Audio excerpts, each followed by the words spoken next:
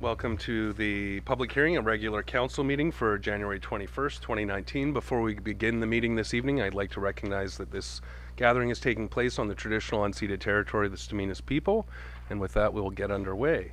First item on our agenda this evening is the public hearing. The open meeting agenda approval. Are there any additions or changes to the agenda? Just one moment. I'm just asking staff if there are additions or changes to the agenda. Your worship. Thank you. Councillor Stevens. Thank you. I was wondering if I do a quick report on the recent heritage meeting that the councillors Johnson and Mackay and I attended. Is that all right? 2-minute sort of. Under new business. Under new business, please. Yeah. Under 10.2, we'll make the addition of verbal update on the Heritage Week planning. Thank you. Is that as well, Councillor Johnson? You got something else to add? I would like to add disposal of the trolley, the town-owned trolley. And that's a term that says move it along, maybe through sales or otherwise, not just chucking it off the end of the pier. Discuss the best way they dispose of it. Thank you. So item 10.3, disposal of the trolley. Okay. With those two additions, I'll ask for a motion to approve the agenda as amended. Moved by Councillor Jacobson, seconded by Councillor Mackay. All those in favor? Opposed? None opposed. Motion carries. Takes us to the reason I believe the majority of the people are in the room this evening. And Councillor Stevens. I'd like to recuse myself because I'm a contiguous property owner to this this property. Thank you. You're excused due to conflict. Thank you, Councillor Stevens. We will come get you at the conclusion of this process. Don't get too comfortable. Thank you. So the item on our agenda, item 4.1, the public hearing for official community plan amendment bylaw for subject properties 202-204 Dogwood Drive. The public hearing is convened pursuant to section 464 of the Local Government Act to allow the public to make representations to council respecting matters contained in bylaw number 2027.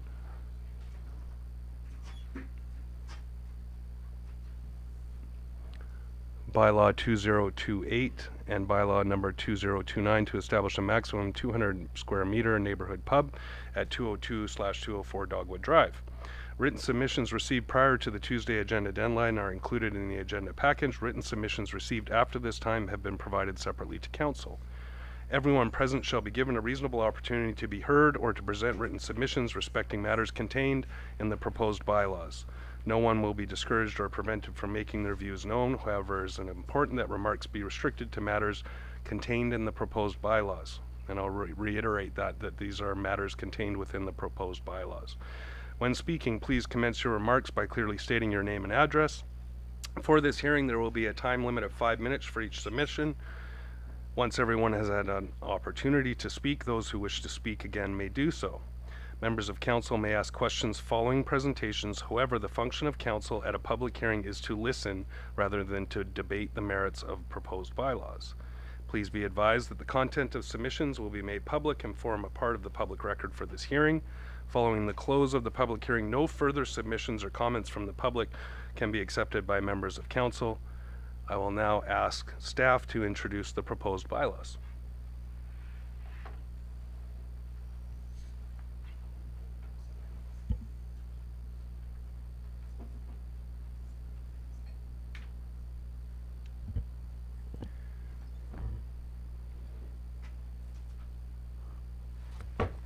Welcome.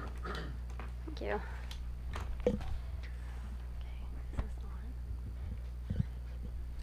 Hello.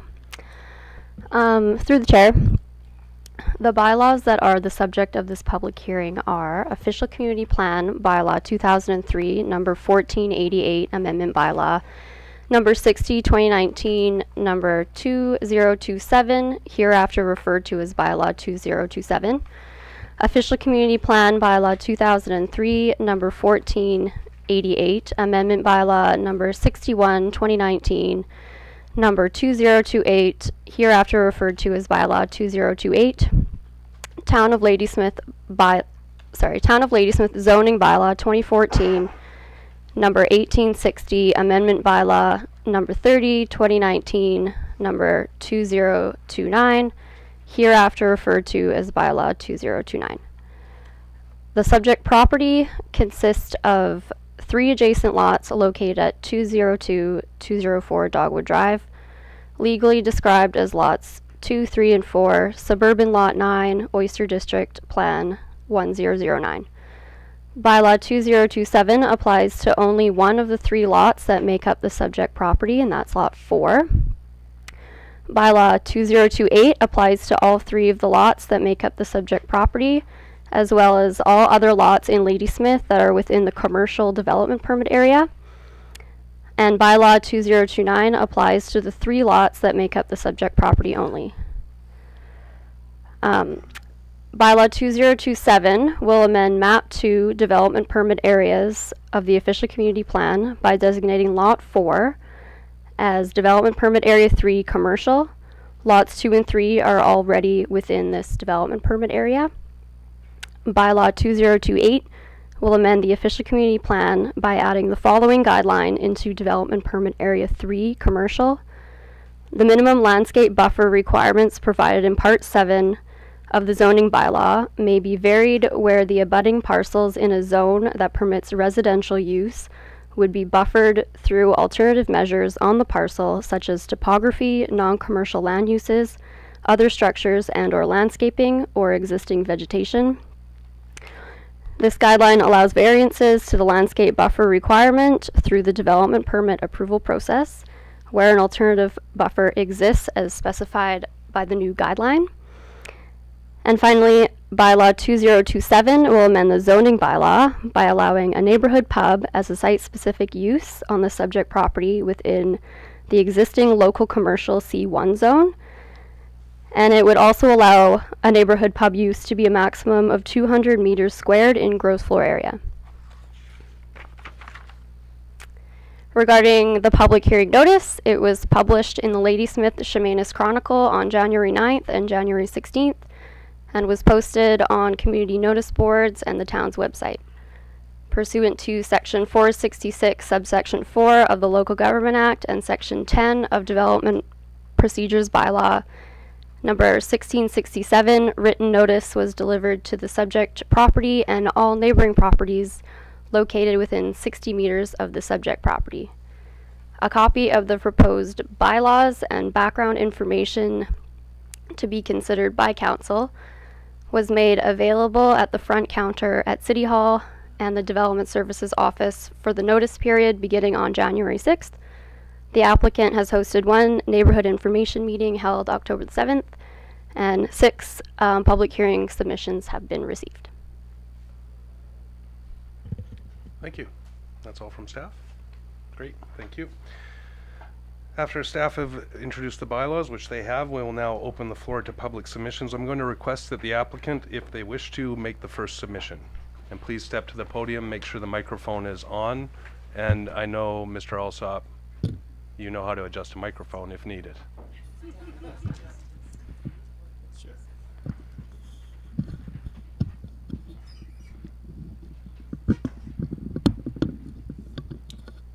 Good evening. Thanks for your time. I don't think it's on. On? Check.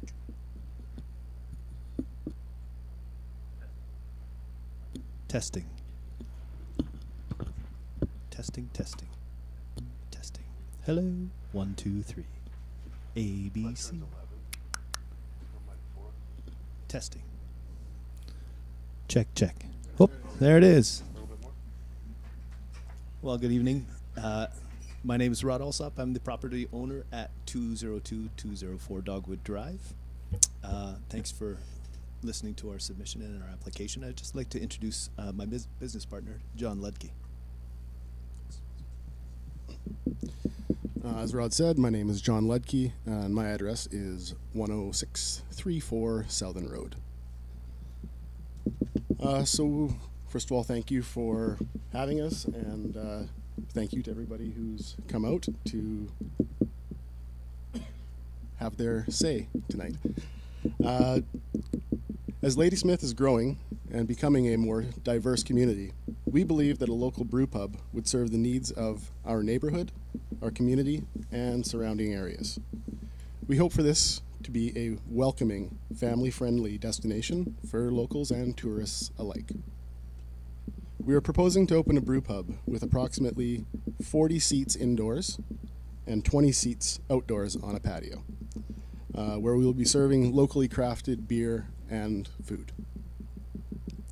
These numbers, of course, will be dependent on final architectural design and occupancy limits. There are no plans for us to alter the existing footprint of the building.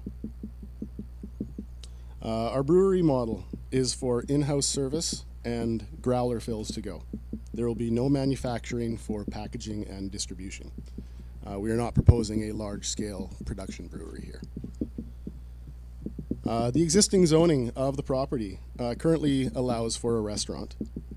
We are seeking an amendment to the zoning to include the designation of neighborhood pub / microbrewery in order to be able to produce our own beer on site. Our proposed hours of operation will be 11 a.m. to 9 p.m. Sunday through Thursday, and 11 a.m. to 11 p.m. Friday and Saturday. With these hours, we are hopeful and we are not anticipating any neighborhood noise disturbances. Our anticipated brewing schedule on site is for 6 batches per month. A brew day will involve approximately 3 hours brewing time from start to finish. There are smells associated with brewing. Most of these smells are from the grains that are being boiled. They're being cooked. It's a sweet, cereal-like smell. And this, of course, is how we extract sugar to brew the beer. We are planning to have 1 delivery day for incoming product per week. All deliveries will be received at the front of the building. They will not be received in the back alleyway. Most of our food supplies will be purchased from local businesses. We are hoping to work closely with businesses like Old Town Bakery, 49th Parallel Grocers, Boma Meats. We'd very much like to support other businesses in town and work together with them. That's about all we have to say. I mean, you have our plans, and hopefully everything is in order with our application. So once again, thank you for your time, and thank you for your consideration on this application. Thank you.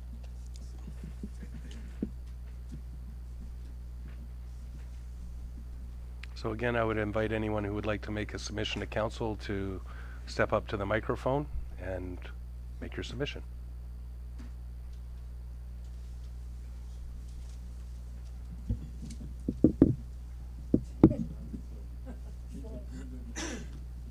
Hi, I'm Jo Sheridan. I live at Bellwood Village. I hate that thing. Can you hear me without it? Yes. Great. I live at Bellwood Village, which is at 332 Bel Air. It's about a block away from the proposed Shoot the Moon pub. I would like to speak in favour of it. I think, because I live in a retirement community, we are kind of, in our area, extra picky and extra cautious. But what I've seen is that I don't think the brew pub would intrude on the neighbourhood because the building is set well back from the road. I don't think it would encroach on any neighbour's space or privacy because of that. It already has a large and more than ample car park. Patrons wouldn't be entering or exiting at a busy intersection. And I think a very important thing is there would be no absentee landlord, because I know the Alsop and their young children reside on the premises. I know the Alsop family has a terrific rapport with their neighbours.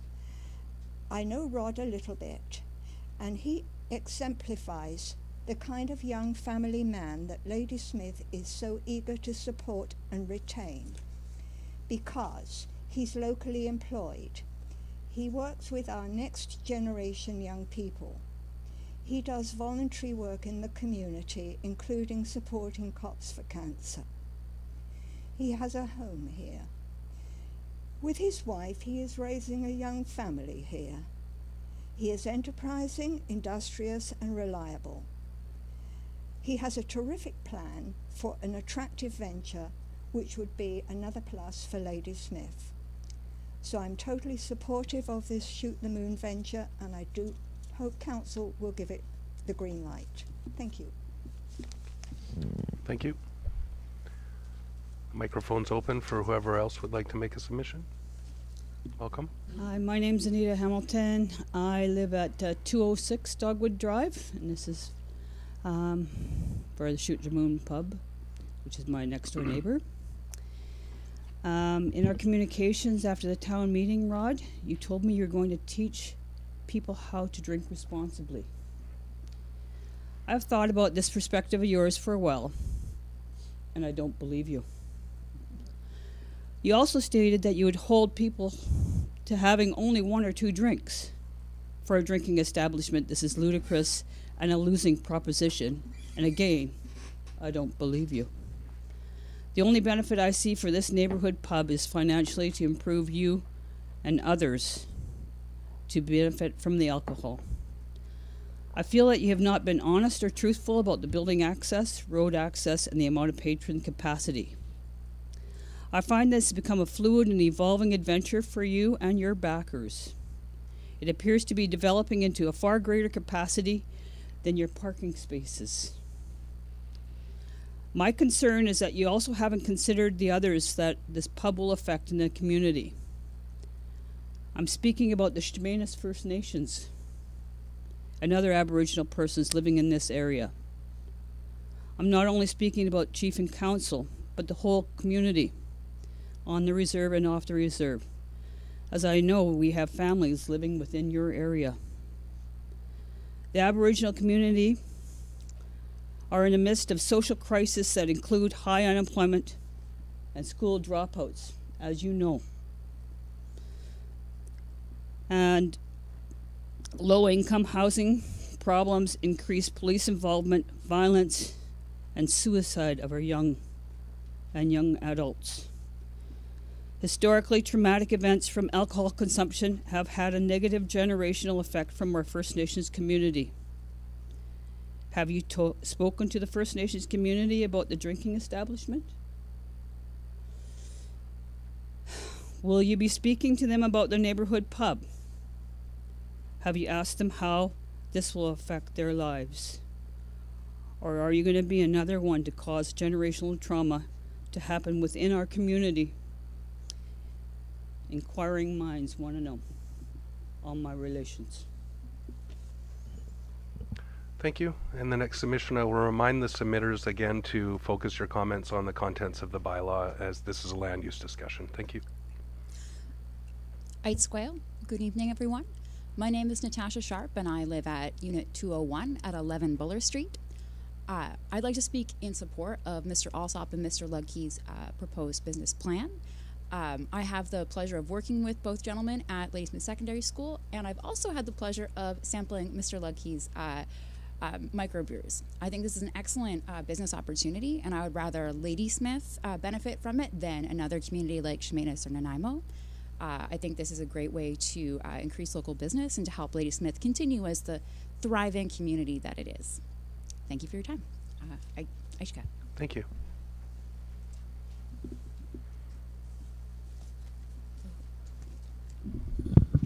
Hello, my name is Jenica Graham. Just hold it. I'm really tall. Can you hear me? Yes. I also brought props. Hold on. Okay, we'll get to that. Okay, my name is Jenica Graham. I live at 1117 Cloak Road in Ladysmith. I've lived in Ladysmith for 3.5 years, and so far it's been a great place to raise my kids with my husband. I consider myself to be a community person. I volunteer with the LRCA on the board of directors there, and I'm a teacher. And I don't normally come out to council meetings, but I wanted to come out to support this because I think it's important, and I feel really strongly in support of this proposal. So 2 things I wanted to talk about was, number one, I think this microbrewery will add value to Ladysmith because a microbrewery is something that we do not have currently. And as a beer enthusiast, I have to drive all the way to Chemainus or to Nanaimo to fill up my growler. This is a growler.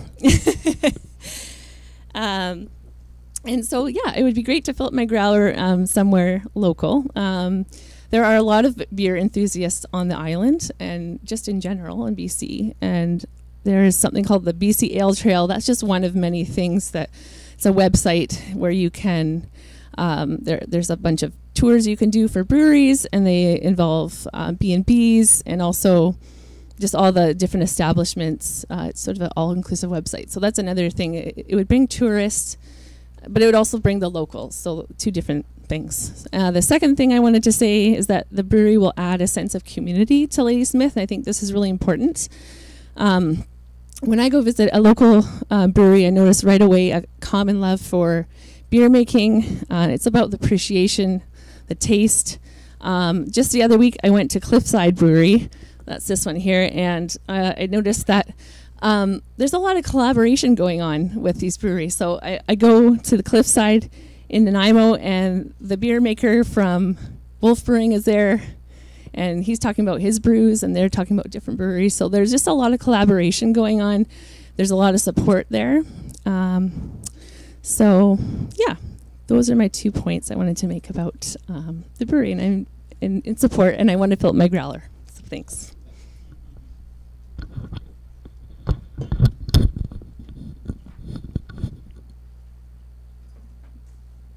Thank you.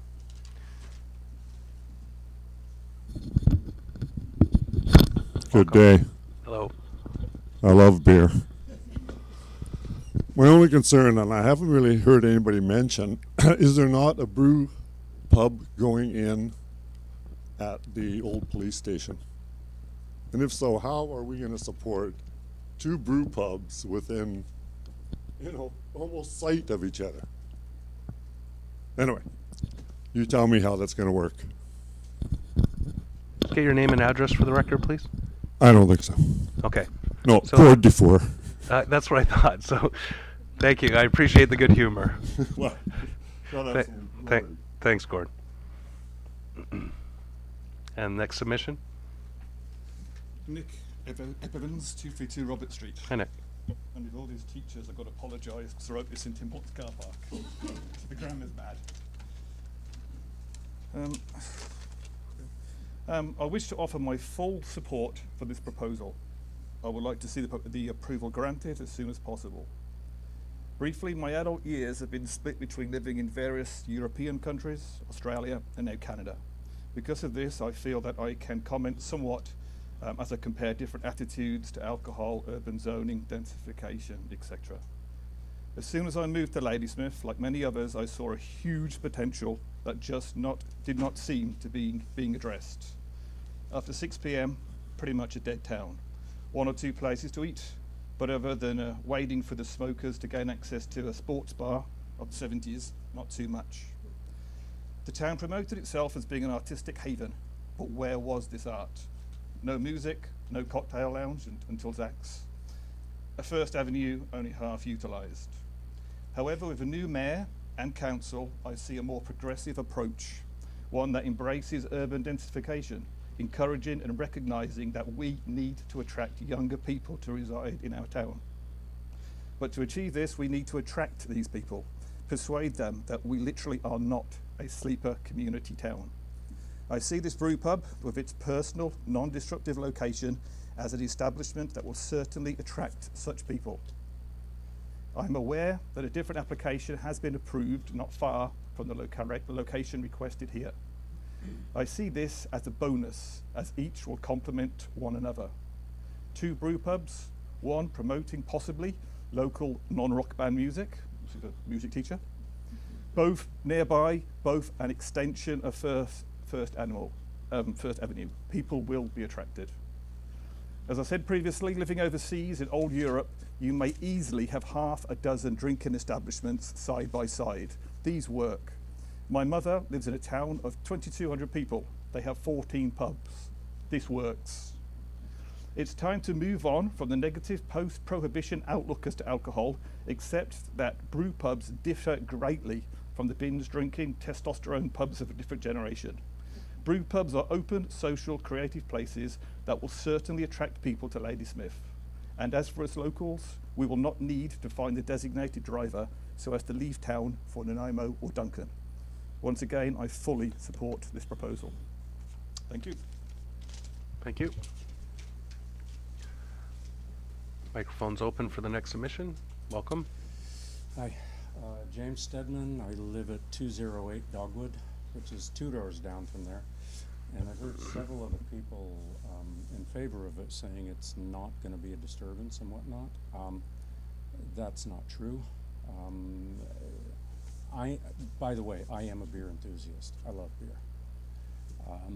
As has been pointed out, we've got the cop shop going in. If this goes in with all the others that have been approved, that'll be 9 drinking establishments plus restaurants and whatnot. And how many do we need? Yeah, we've got the Eagle, we've got the Legion, we've got the Sportsman, we've got the Fox and Hounds, we've got Zach's, we will have the Travelers, we got the Cop Shop, and then we'll have this. And I've also been told that there's somebody looking for a license or whatnot to put another pub on First. It will disturb us in the neighborhood, there's no question. I mean, it does. I can hear very well when Rob's having a party after the end of the year, which I don't have a problem with, but every Friday and Saturday night I might have a problem with it. And with outdoor people, it will. I can hear, in my bedroom, I can hear everything that's going on. So it isn't true that it won't be a disturbance. And, you know, there's a lot of extra traffic, everything, and everybody's saying how well these things are. Well, Riot came that close to going under, and they make really good beer. They had somebody come in at the last minute with a bunch of money and save them. Otherwise, they wouldn't be anymore. And I'd really be surprised if this town can support 9 or more drinking establishments. And like I said, I'm not against drinkers. I'm not against brew pubs. I'm not against neighborhood brew pubs. But I don't see this as fitting in that area. Thank you. Thank you very much. The microphone is open.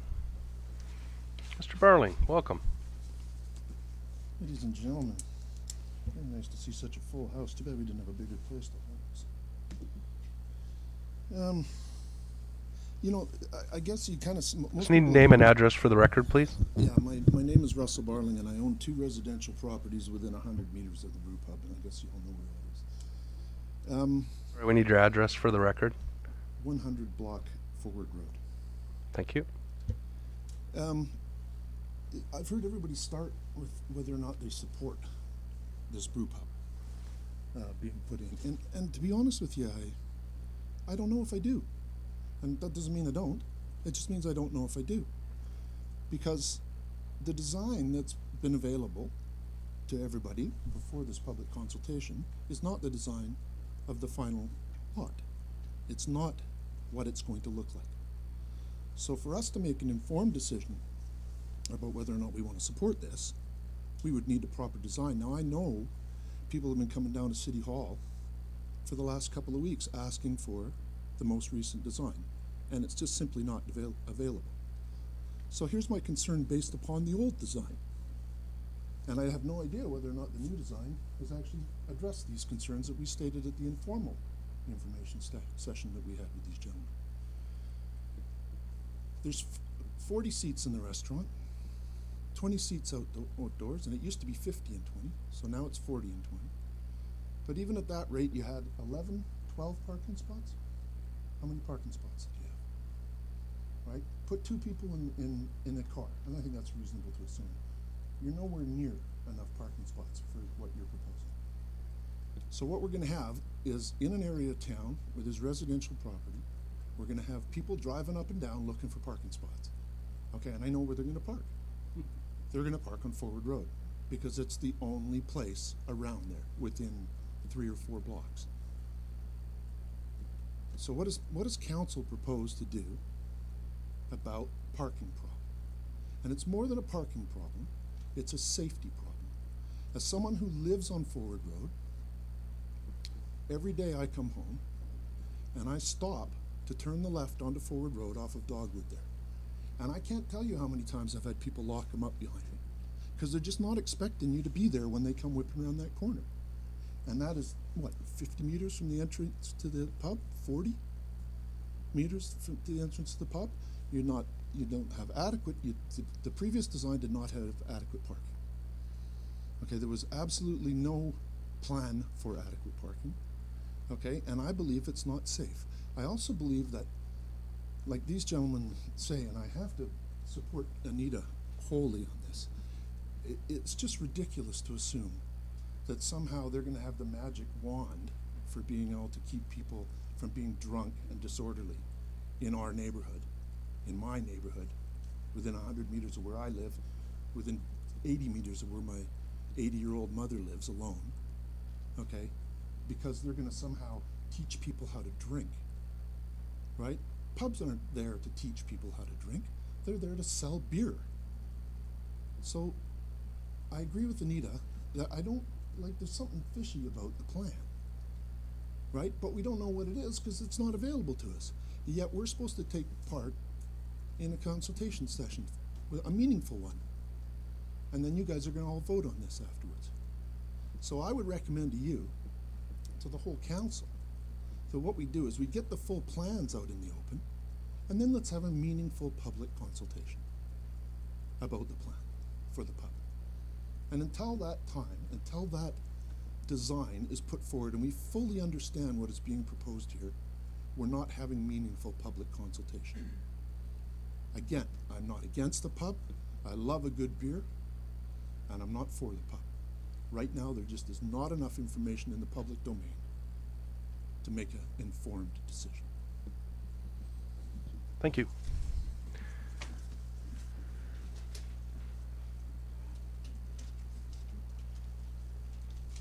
Thank you.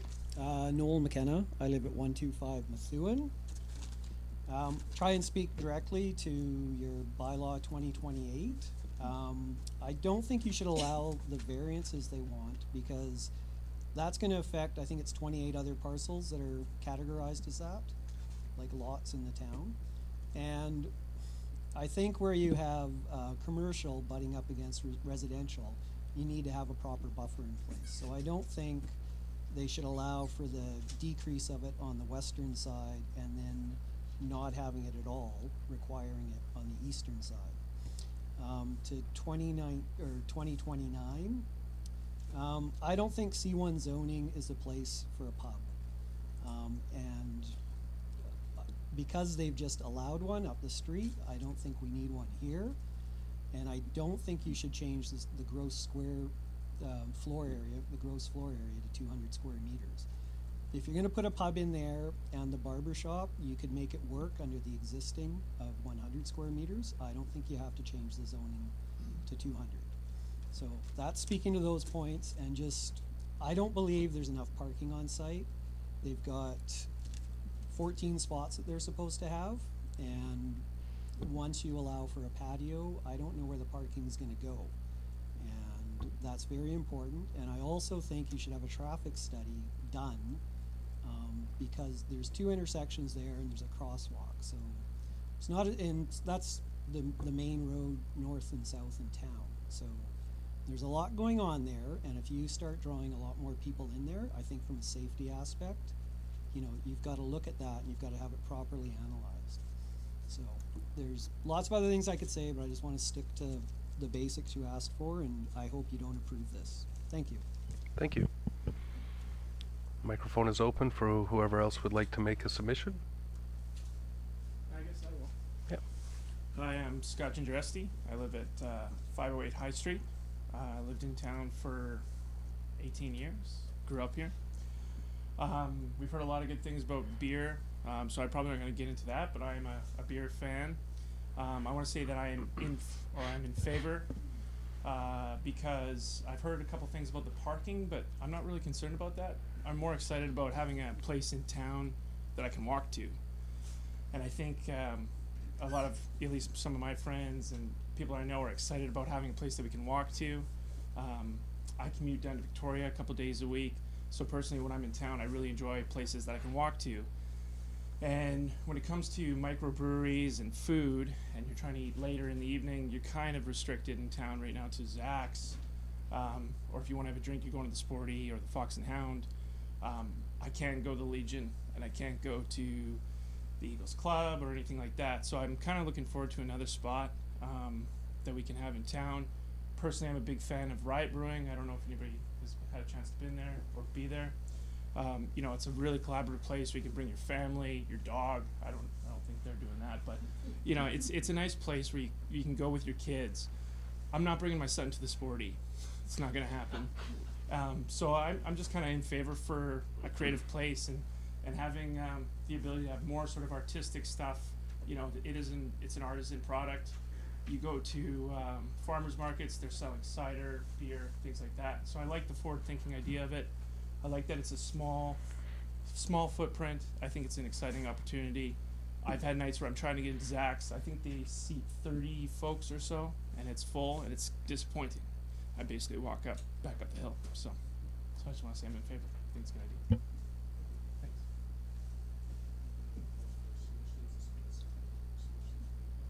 My name is Jeff Cram. I have 1116 2nd Avenue. I also own 2 businesses in the downtown core of Ladysmith. I have had people ask me if I'm, as a business owner, because I serve lunch at both of my shops, concerned about competition or more. I think it's great on a personal level, on a business level. I think the more options, the more variety we have in town, the more people it's actually going to draw towards us. I don't think putting a pub downtown Ladysmith would be advantageous to anybody given the current parking situation already. Yeah, I'm in favor of something that people can walk to. I live on 2nd Avenue, like I said, the other side of town, but I would happily walk there. And I think it's a great idea, and I fully support the proposal. Thank you.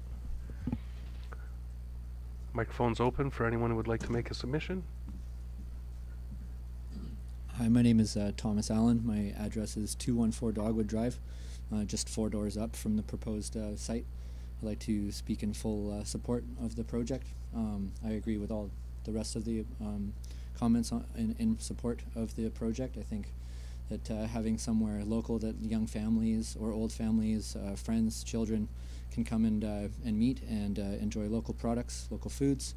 I would like to see something change in that area. There's lots of commercial properties there, and lots of proposed high-rise buildings. There already is apartment buildings there. There's lots of people to come enjoy this great local business. I also was reading online in your community action plan that happened in April of 2000. In section 1.11, it was stating that local businesses play an important role in maintaining a vibrant and healthy local economy compared to exclusively pursuing new business investment from outside the community. I think already that I think that speaks for itself. Anyhow, I'm in full support. Thank you. Thank you. The microphone's open if anyone would like to make a submission.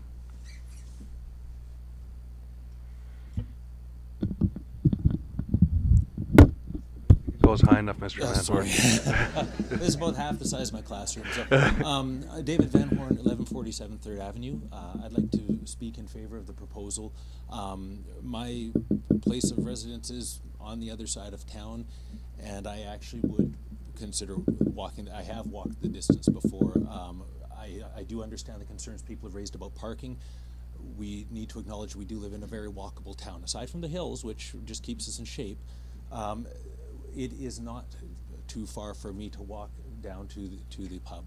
I think it also bears mentioning that Mr. Alsop, and by extension Mrs. Alsop and the Alsop family, would have perhaps the greatest concern of what is operating right next door.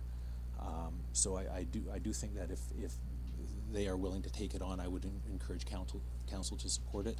I think if there's another pub that is going to be opening just around the corner from it, truly from a business standpoint, I think that would be up if both businesses were still thinking this is a good idea with another one opening right around the corner.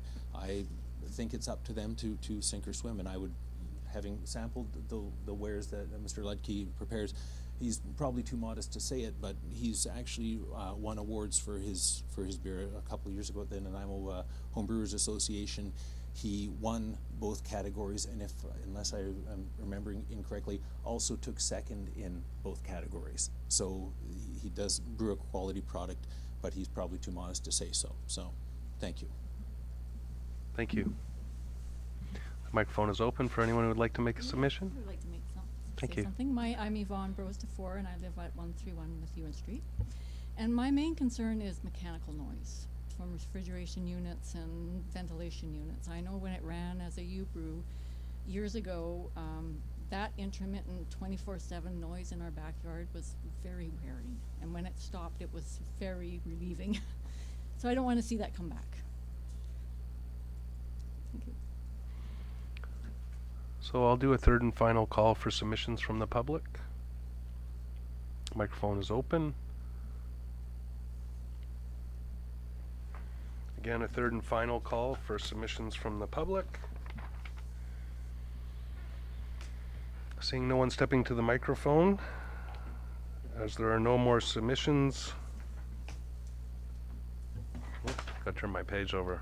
This stuff you gotta get right.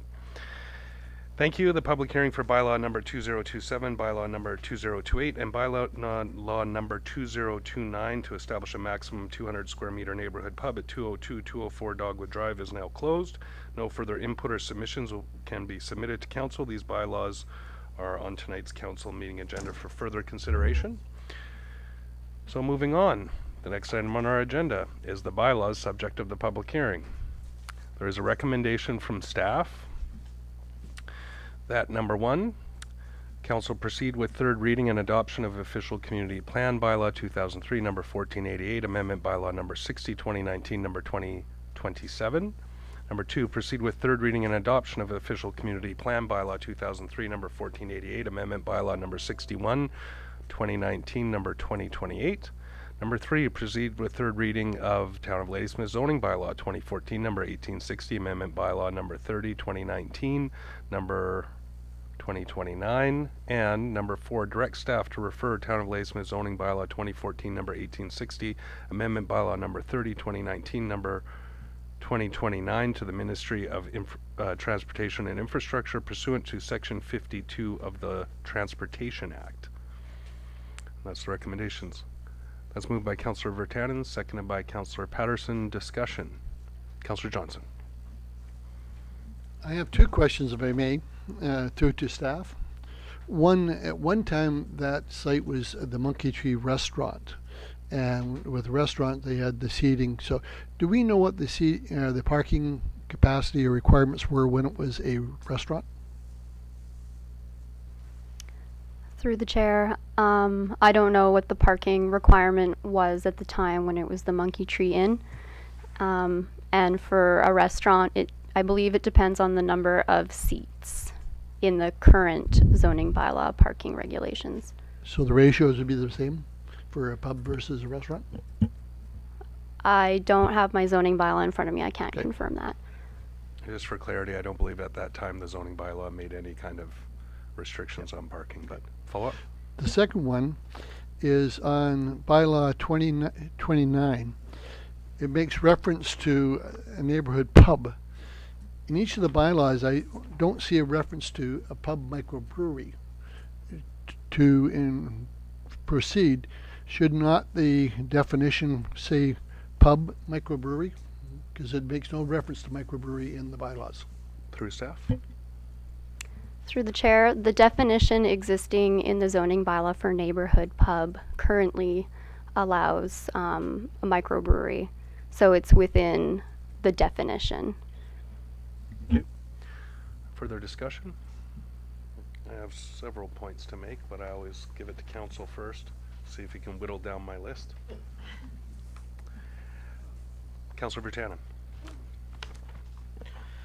Well, this is awesome. Thank you. It's another reason why I love this town. Everybody cares, right? You know, one way or the other. Everyone cares, and it's awesome to see. I'm going to be in support of the motion. I'm very empathetic of people in the neighborhood. I do hear their concerns. unfortunately, and we talked about this with the jailhouse, we, as council, we don't get to make the decision based on one neighborhood. We have to make it on the town as a whole. And I do believe that this is good for the town. From what's been there in the past, whether it was a Monkey Tree Inn, the U-Brew, the wine heritage, whatever that was, this doesn't seem that far out of the realm of what's been there before. So thank you for everyone that got up to spoke. I listened as much as I could, but I will support this. Thank you. Great, thank you. Councillor Mackay. Thank you. I just want to take a second, first of all, and commend all of the speakers in favor or against the issue this evening. Exceptional ideas and exceptional points were made, and you made me think, and I really appreciate everyone taking the time to contribute to the discussion tonight. For me, it boils down to rejuvenation of a neighborhood, and this is a commercial area. We're trying to create it as an extension of our First Avenue, and I think it's on a good trajectory. I think the idea of bringing in brew pubs into Ladysmith is timely. I've spent time in Port Moody, where there is a string of amazing brew pubs that brighten a neighborhood, and they've taken a warehouse district basically from the rocks and created a thriving area that is bringing life into what was completely dead before. It is very unfortunate for those who live close by. I'm optimistic that owner will be aware of the fact that there's a neighborhood surrounding and will be conscious of that always, and take measures and run a business that is respectful of neighbors at all times. But at this point, in terms of zoning, I don't think it's just a big stretch for us to be moving it to able to be supportive of a brew pub, and so I will be voting in favor. Thank you. Councillor Johnson. If we pass the zoning bylaws, what is the next step? Will we be getting the detailed drawings to approve the individual project? Because this is just the first of many steps, is my understanding. Yeah, thank you. I'll put it through staff for details, but a development permit would be required, and then design would be part of that process. But I'll put it through to staff for more clarity on the details. Through the chair, the applicant is proposing to construct an outdoor patio, so if that is what is being proposed, a development permit would be required, at which time we would require design renderings, and those designs would need to comply with the commercial development permit area. Those would come to council for clarity. Follow up, Councillor Johnson. So the question of the parking that has been raised by many of the people would be addressed at that time also? Through the chair, correct. Councillor Patterson. Thank you, Mr. Chair. Staff just said that a development variance permit would be required. Development permit. Development permit for the patio. Would that entail the design of the building itself, or would it just be drawings of the patio? Because I think that might be a concern of some people. If they were going to alter the building, I believe they would need a permit as well, but I'll put that through to Yeah, staff Your for Worship, the clarity. intention of the applicant, for what you heard tonight, is not to alter the building. So if that is the case, then council will not be receiving anything except for the patio. But if they were to make alterations to the building, we would get a development permit for that as well, within beyond minor modifications. A development permit, that is mostly true.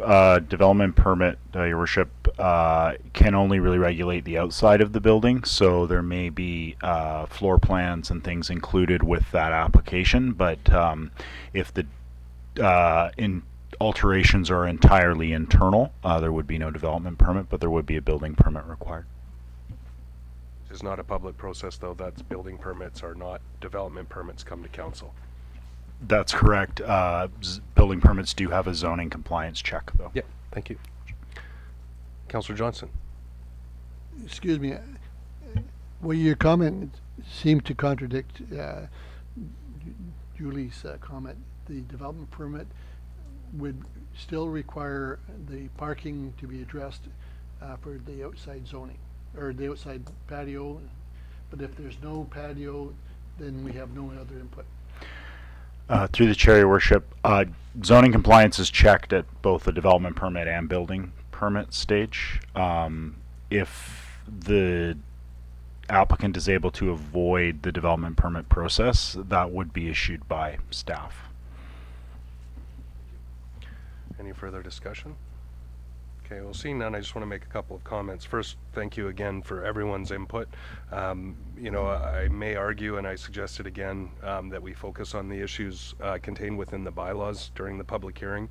I've said this many times, we're dealing with land use here, regulations that design what the property can be used for and what size of buildings are on there. I often struggle to make judgments on people's business plans or dealing with forming character at the rezoning stage, because those are not appropriate as per the legislation that we're governed under.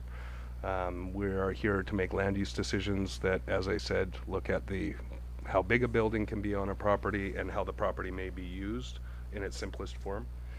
Development permits will come, and if those do come forward, then we will have an opportunity to ask questions and look into the form and character and make sure they comply with the development permit area that would be applied as part of this process. I appreciate all the comments around bars. I think there's one bar in Ladysmith, that's the Sportsman. When I go with my family, since my son was small, when the Fox and Hound opened, I've never considered it a bar. I guess it is a British pub, but it's more of a family restaurant that serves beer from my perspective. Closed service clubs, such as the Legion and the Eagles, don't qualify. A small lounge like Zach's, Scott was in here earlier, made a comment of his level of disappointment, and I can't now count the number of times I've gone there and wished there was more seats. Sometimes after long public hearings on a Monday or Tuesday night. And now they don't open on Mondays, so you might figure out why we moved our council meetings to Tuesdays. Sorry, that's a joke. And I draw a distinction between the brew pub culture, the pub culture, and the bar culture. I have not entered a bar maybe once since I was in my 20s. I left those years behind me, thank goodness. I was never good at the bars anyway. But the reality is that there is a culture around the beer scene, and I'm a big fan of the beer scene in general.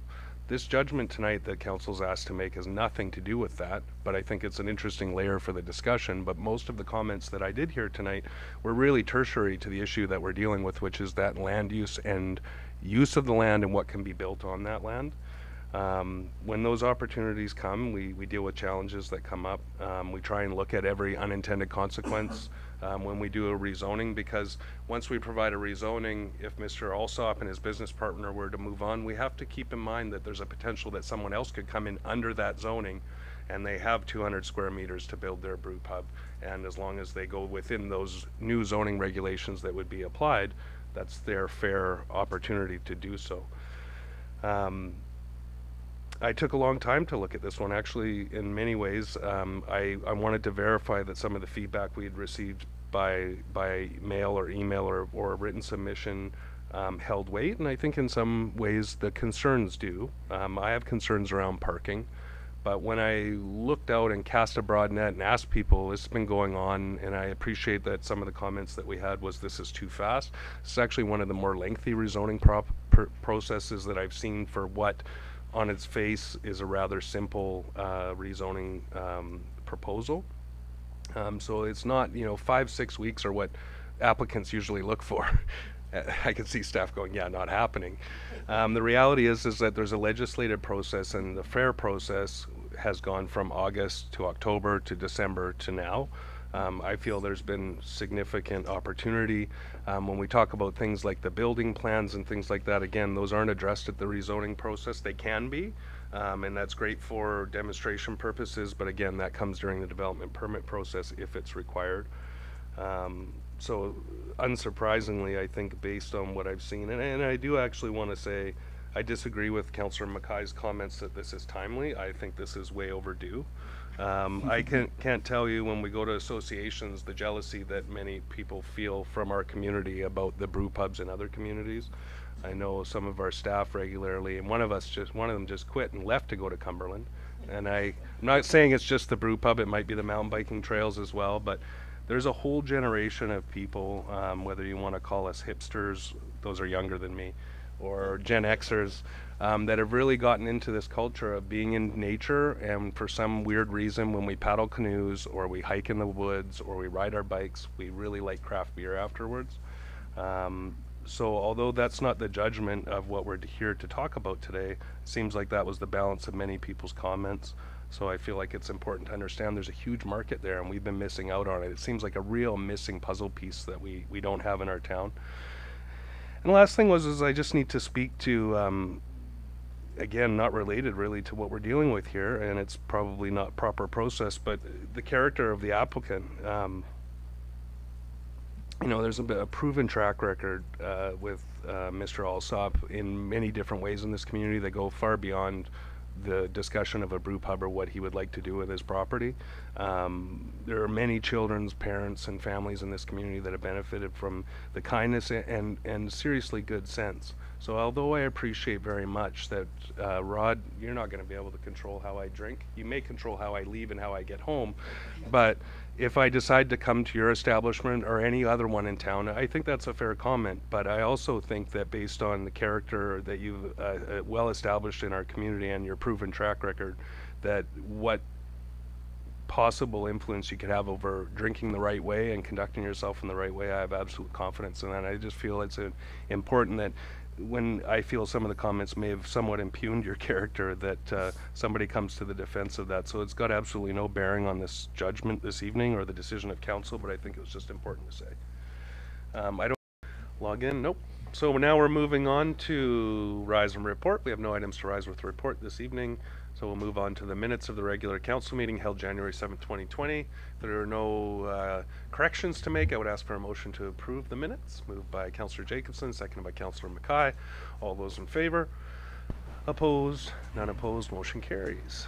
Item 8.1, the development variance permit application. Just one sec, because this thing cuts off the amount here. There we go. Nope. 1221 Rocky Creek Road, and the recommendation is that council, number one, issue development variance permit 3090-19-10 to vary the shade tree requirement from 10 trees to 0 trees for a paved parking lot area at 1221 Rocky Creek Road, Western Forest Products.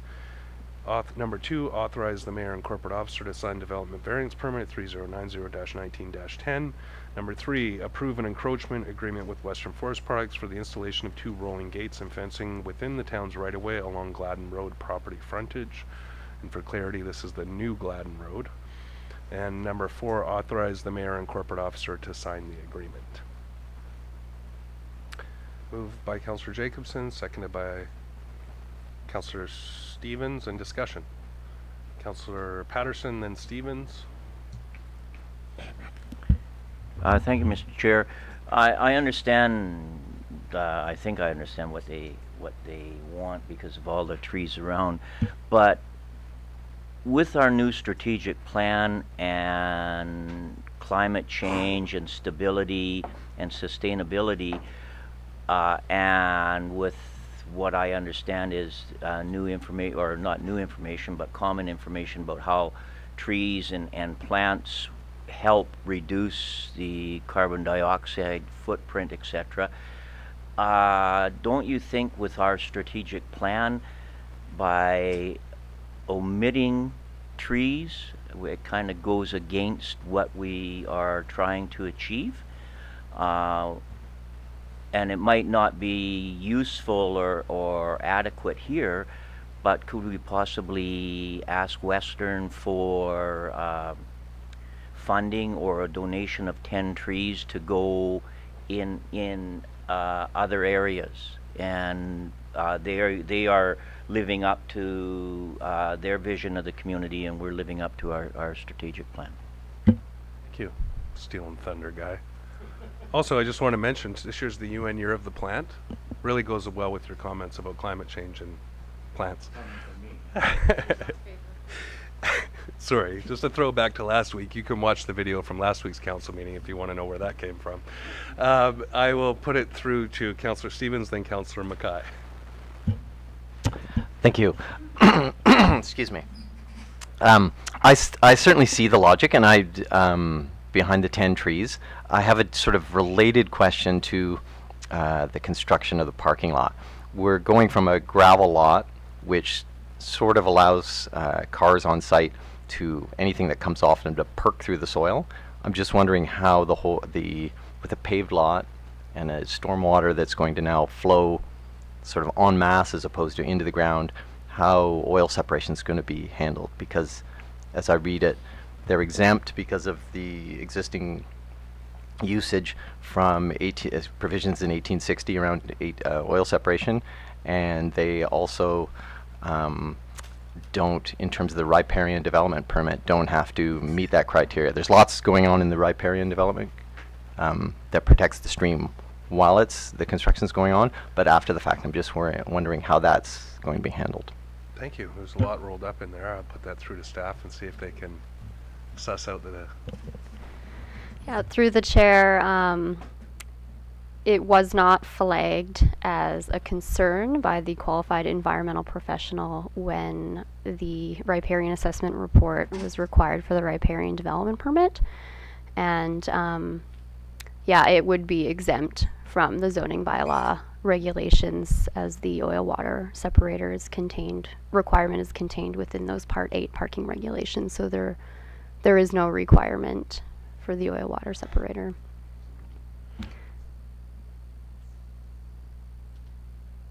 And the other, that just shocks me, especially at that site. Go back to Councillor Stevens. I think there may be another question in that.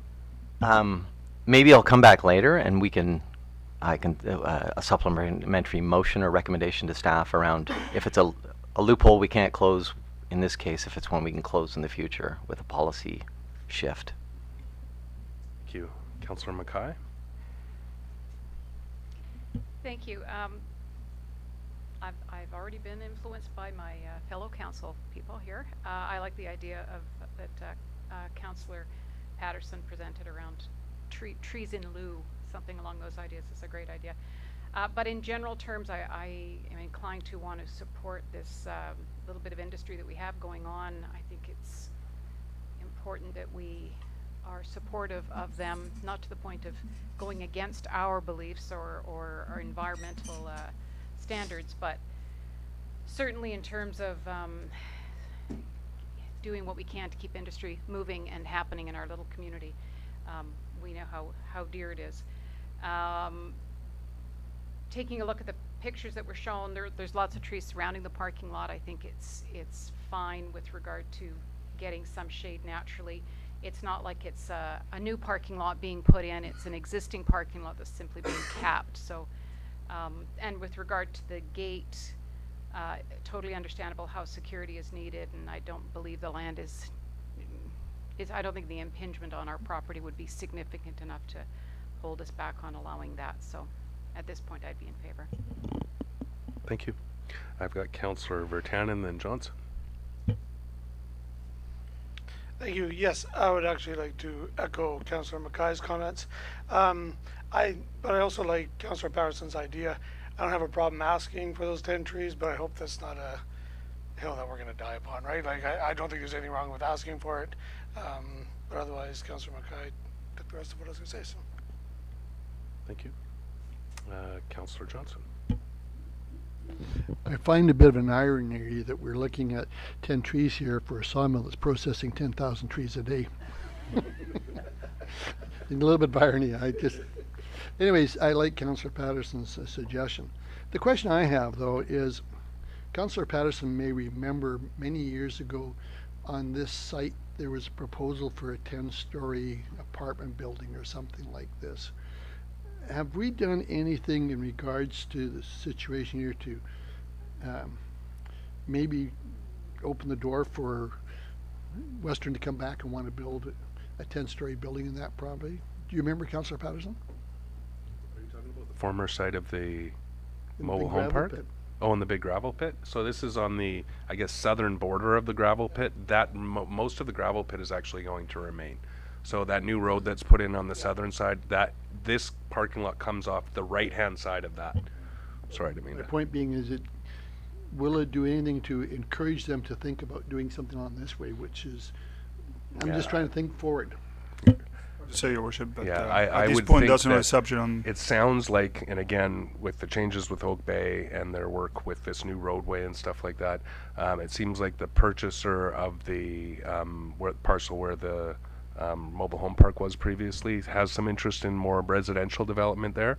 I'm not sure Western does. I know when we meet with them from time to time, we encourage them to look at the benchlands along Rocky Creek Road as well as that as an opportunity for them. But I can't speak to their corporate plans. The point I was making is that it opens a door in my mind to Opportunities. Yeah. Yeah, for sure. Thank you. I don't have any more hands. I was waiting for Councillor Stevens to put his hand up again. Well, I've got a couple of questions because these both were flagged for me, and the fact that other councillors brought this up. What is it? Was there any conversations had around things like the oil separator? Like, we're talking about a parking lot for an industrial property here that is very close to multiple riparian areas. It just seems, whether or not it's required, it almost seems irresponsible not to at least have the discussion, or to, as good stewards, whether you're the corporate proponent of this or the municipality, to at least have a discussion on how we manage possible contamination there. Through the chair, Your Worship. Typically, with the riparian development permits, we defer to. Put that on the list. We need some new cables. Microphones. We defer to the qualified environmental professional. As part of their assessment, they do typically assess stormwater runoff. So why this wasn't considered, we're not sure. But we don't necessarily have that type of expertise in-house. So when we receive the report, that typically becomes conditions of the permit, and the property owner is bound to them. We could ask the QEP to take another look at it and put that question to them directly if council so wishes. No, that's not necessary. I was just asking the question. And Your Worship, just for clarification, the parking lot is for employees. I think you referred industrial equipment. I don't think any industrial equipment will be parked over here. No, I'm saying it's an industrial property, and many of the vehicles that tailgate me on my way home down that road and turn into the mill look like they should probably have an oil separator for what comes off those vehicles. So I only say that because once I got busted for speeding when I got elected, I'm a speed follower, and people don't like it when you go the speed limit. And I appreciate that. I just think that it seems sort of counterintuitive to me that at this site, at that location, the proximity to bodies of water, the use of the land, that there wouldn't be some more mitigation. So I think that, as Councillor Stevens referred to, I think earlier, is something maybe we should look at on our policy, because I don't think we should be avoiding those kinds of infrastructure if they're needed. I know that we have, I believe, like on that same road further down behind Ludlow there, there's oil separators in there, stormwater catches there, but they would in some ways be a less concerning use.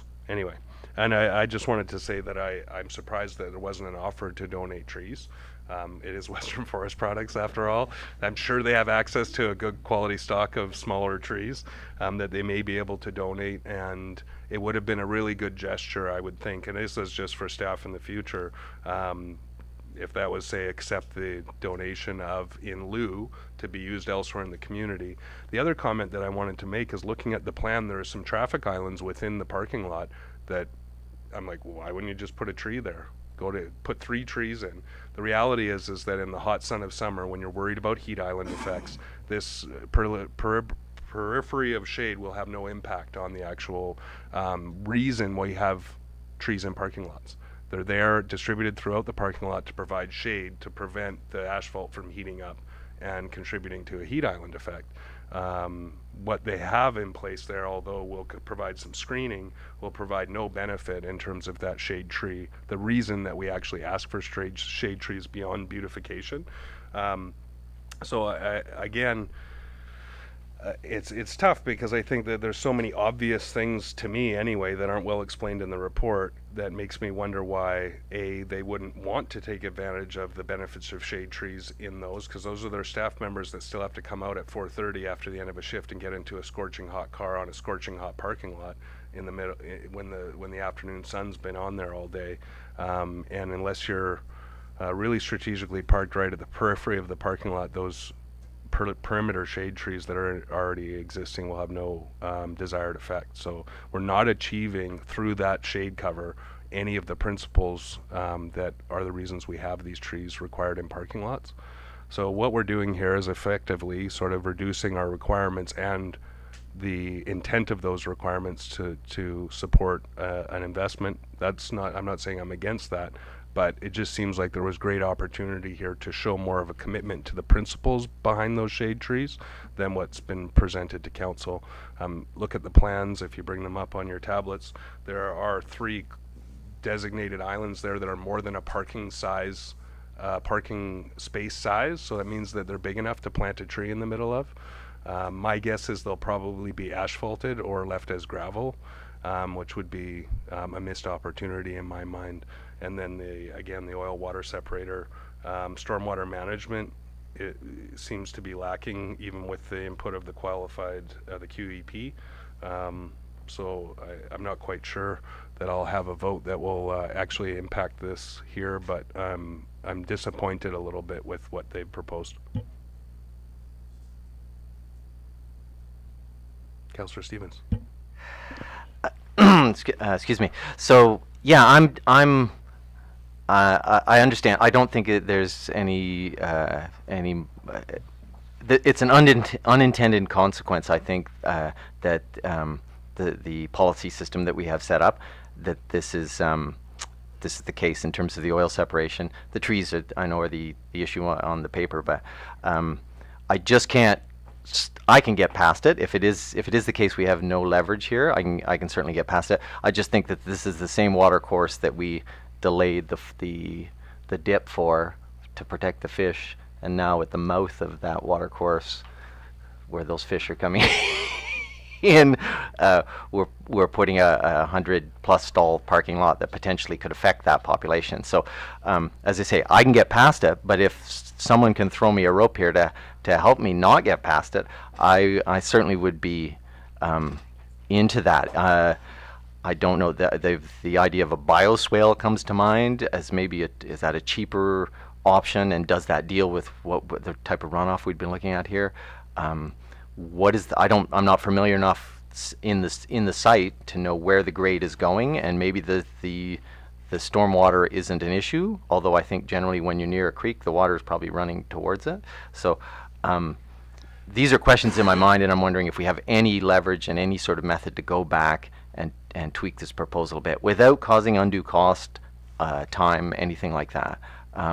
I'm also willing to make a motion about the 10 trees donation if there's an appetite for that. Thank you. I would say based on, you answered your own question at the end of your statement there, but I'll put that through to staff for comment. Your Worship, Council always have the ability to send this back to staff, and you can request as much as you like. Timeliness and so on, and I think that when we refer things back to staff, if we put these kind of requirements on it, it would obviously delay the process significantly.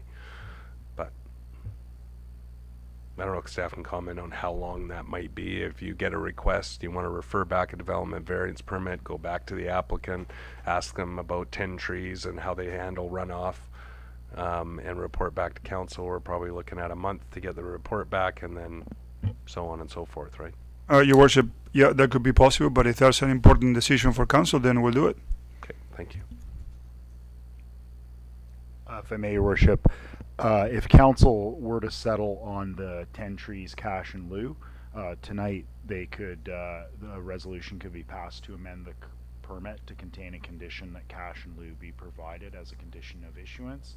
So if council were to decide that that's where they'd like to land, and then if the applicant objected to that, they could simply reapply for, or we could address that through an amendment process. Yeah. Councillor Stevens, you okay? I'll go to Councillor Johnson, then Patterson, and come back. Councillor Johnson, and then Patterson. Thank you. Most of these mills have oil catchments within the mill yard, and I'm assuming, because I don't know, that they would have that there. Could we not maybe suggest that they could run a line from their collector drain to their existing catchment basin? And that way it kills two birds with one stone.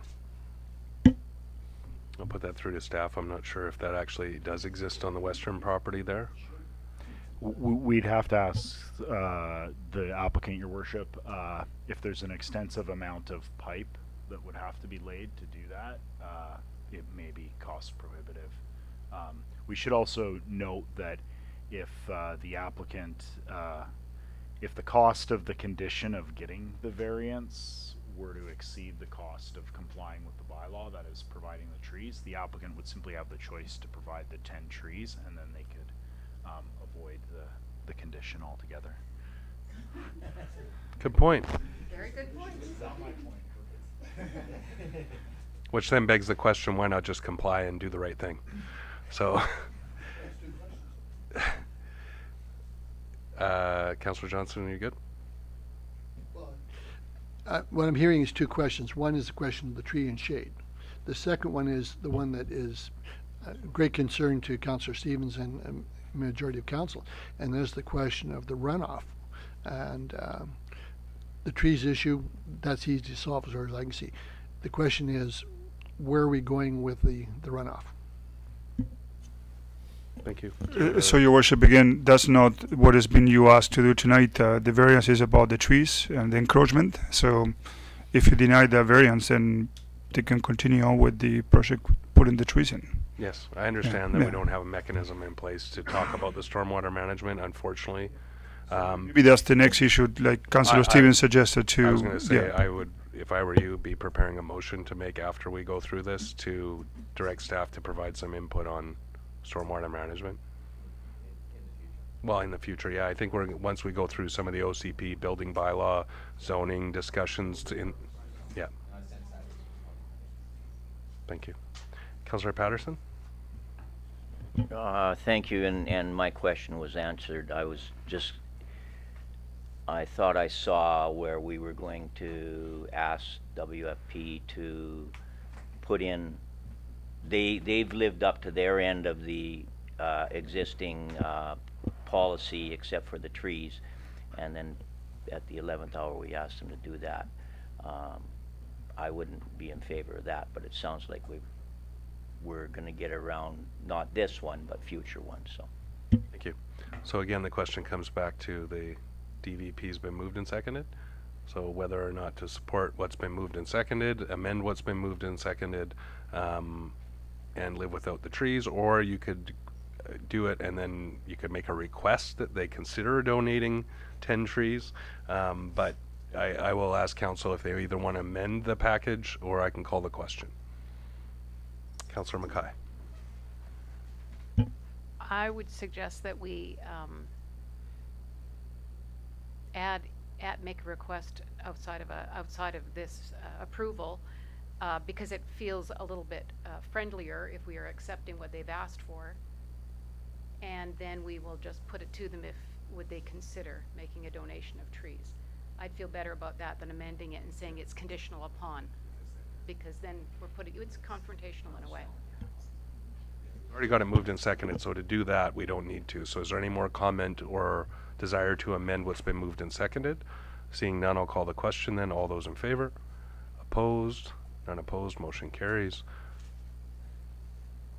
Councillor Stevens? I would like to make a motion to direct staff to investigate approaches to avoid in the future avoidance of the sections, I think it's section 8 of 1860, which pertain to parking lots, in terms of those conditions. God, I don't even know how to word it. Yeah. So, sorry if I may, Councillor Stevens, yeah. just Yeah, shorten it. Shorten So it. Okay. Direct staff Yeah. to bring forward consideration Considerations. of stormwater management for parking lots as part of the OCP review and building bylaw review. Is that a little bit cleaner? A little Too bit. fast. Little bit shorter. To that effect, yeah. I do. To that effect. I'm almost done on what you said here. Yeah. Do you want me to go slower this winter? So to direct staff to bring back policy options for stormwater management for parking lots as part of the OCP and building bylaw review process. Thank you. Yeah. Okay? Are you moving what I said? Sure. Do we want to throw the word exempted? I think we should look at it more holistically or just because we complete. may find when we Yeah, look no, at fair parking enough. lots and Yeah. stormwater No. management broadly in the community that we want to, increase our principles. Yeah. If you make that up as a part of the OCP review, you're probably going to include that into public consultation, so that would be one of the items that the public will have a say on it. Yeah. Fair So enough. I think it's fair to leave it at that. Okay. I So are will you move- moving that? I will That's move been that, moved. Do yes. we have a seconder? Councillor Jacobson, any discussion on that? Seeing none, all those in favor? Opposed? None opposed, motion carries. Do we want to make a motion to request? Councillor Mackay. Make a motion that we request staff have a conversation with Western Forest Products with regard to the possibility of donating 10 trees to the town of Ladysmith for our own purposes in order to maintain our environmental, what's the word? Thank you. Commitment to the community and our strategic plan.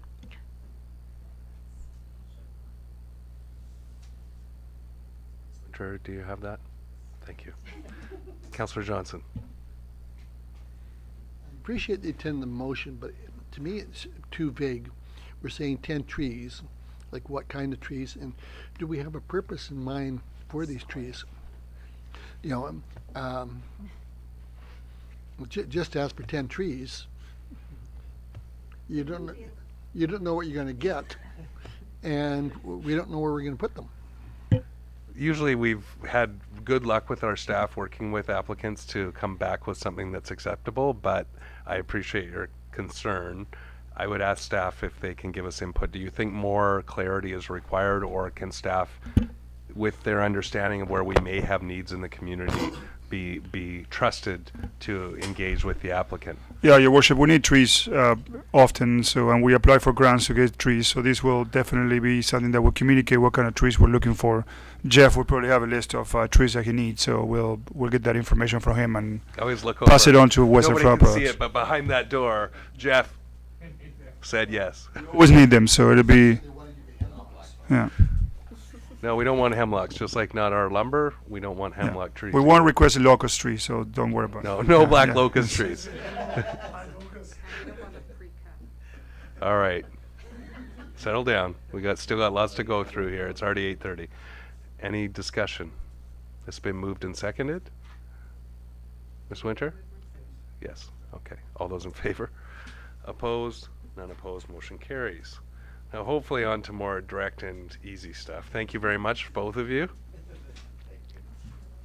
I would love to say through our CAO to our staff, you've brought a lot of new folks into the line of fire. It's refreshing for everyone. It's great to hear. And it's a great way to build capacity within the organization. And it's somehow, when it's not a face you've seen so many times, the questions are much tougher. As we saw last week with our much beleaguered and lost poet laureate. Moving on. Item 9.1, Emergency Support Services Funding Stream Application. And the resolution recommendation is that Council direct staff to submit an application to the Community Emergency Preparedness Fund, Emergency Support Services Funding Stream for up to $25,000, and number 2, confirm our willingness to provide overall grant management. Moved by Councillor Stevens, seconded by Councillor Mackay. Any discussion? Councillor Patterson. Thank you, Mr. Chairman. On the second page, I think it is recommended that should the grant application proceed, staff would use these funds to update and add to the town's current reception center and group lodging inventory. That's one question. is what is the reception center, and what is group lodging inventory? And secondly, as it will build local capacity, increase community resiliency, increase community response time, and support in the chance of emergency and support of our regional partners, etc. I don't understand how it will increase our community response time. So just the two things. What, beside the Frank Jameson is our reception center? Through staff? Ms. Glenn. Oh. Thank you. Yes, currently the Frank Jameson Community Center is our reception center. Okay, and group lodging inventory, what is that? For example, would be cots and blankets and pillows Okay, and things so for material stuff. Exactly. Okay. Response time. How will this increase our community response time? Through Ms. Glenn. Thank you. For example, part of our CVRD regional emergency management plan, out at Biggs Creek, there's a variety of equipment that is part of our inventory that we have access to.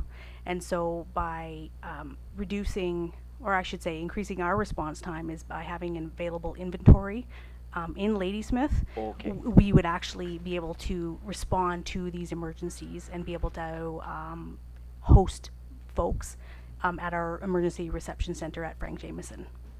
Okay, I was kind of imagining how we would be running faster, you know, getting police cars out faster and fire. So that, okay, that makes more sense than I do. Thank you. Thank you. Thank you. That's the smartest thing you said all night. Good times. Any further discussion? Councillor Johnson. Reduce or decrease our response times. That's kind of how I read it. I just kind of assumed that we were going to be faster, so we decrease our response time, but I get what was intended. Please don't increase our response times. Any further discussion? It's been moved in second. I'll call the question. All those in favor? Opposed? None opposed. Motion carries. Moving on. 9.2. Thank you, Ms. Glenn. Public art policy. And the resolution recommendation is that Council, number 1, approve the public arts policy as presented and recommended by the Parks, Recreation and Culture Advisory Committee. Moved by Councillor Virtanen, seconded by Councillor Stevens. Any discussion? Wow. We've discussed this one so much I thought we were done. Councillor Johnson. Well, this is, regards to public art policy, I would like to see some aspect of pushing for heritage in public art. I think I'm having deja vu, but I wonder if we could get any comment from members of staff. I know that through the various iterations of the public art strategy and then policy, there is some reference to heritage in the strategy, and in the policy, I believe it says, I don't have it up. Yeah, that part of the policy says that whether it's reflecting on our heritage or offering another platform, public art can make us pause, re-examine and spark conversation about the ideas that ideas that art brings to our lives and communities. So I would say the most obvious example of public art we have right now is heritage artifacts and the heritage artifact walk. But I appreciate that. I don't know, because we've been through so many iterations of this process so far, if there's an ability, like if you have a specific piece that you feel like what should be changed or added to, because we really need to get prescriptive at this point. We've already reviewed it as a council, referred it to PRAC, Parks Recreation Advisory, PRCAC. I knew I missed a letter, and now they've referred it back to us, recommending that we adopt this. So either you can have faith that Heritage by the Sea will not die and will be included as part of what's been put forward, or you could make a specific recommendation. While you're thinking about that, I'll go to Councillor Patterson. Thank you, Mr. Chair. That was one of my concerns. Is nowhere in this draft policy does it mention heritage, and I do know that with our artifact walk, etc., that is art, but in future some of the direction I would like to see would indicate heritage. What put Ladysmith on the map, besides coal, a long time ago, was in the mid-'80s when we redeveloped downtown, and Elizabeth, anyways, we rebuilt downtown Ladysmith and got a lot of heritage funding, and that gave us an identity, and it attracted a lot of people, and I think it started moving Ladysmith forward, and is a very big reason why we're the community we are now. So I hope that we keep heritage in mind. One of my questions is establish a sustainable funding mechanism to support the town's commitment to public art. This, I take, would mean that we would be taxing for this. I guess a question for staff. For staff. Through the chair, Your Worship. Councillor Patterson, can you tell me where you were looking at in the policy? On the policy, the middle of the first page. Under purpose? Under purpose, yes, the last bullet. Oh, thank you. Yes, and I think you'd notice again under funding on page 3 that we were looking at future considerations may include. Yeah, future considerations may include, but it says to me, through to, I guess, to the chair, is establish a sustainable funding is permanent language. Future consideration may is possible. I understand for sure. Okay, and then under the funding, we do have an allocation in our annual budget. Is that correct? So that's the permanent funding piece, and then the future. I don't believe we do for public art. No, we don't at this point. No. So. But Your Worship, the policy is specifically what it says. Council will support this kind of initiatives if they come to you. That's what the policy is all about. So a good example I can give you is somebody wants to donate a collection of art, and the collection of art will be stored somewhere in the town and displayed. So that definitely will have a cost in terms of storage, display, and maintenance. So what you're committing to this policy, that you will be providing those funds to be able to make that happen in the budget process. I do like art. I'm just kind of thinking that maybe in today's times where people are really scared about, well, not scared, pissed off about rising taxes, is it absolutely necessary? Well, Your Worship, through you, is at the end of the day, it's just a policy, but it's a decision to council.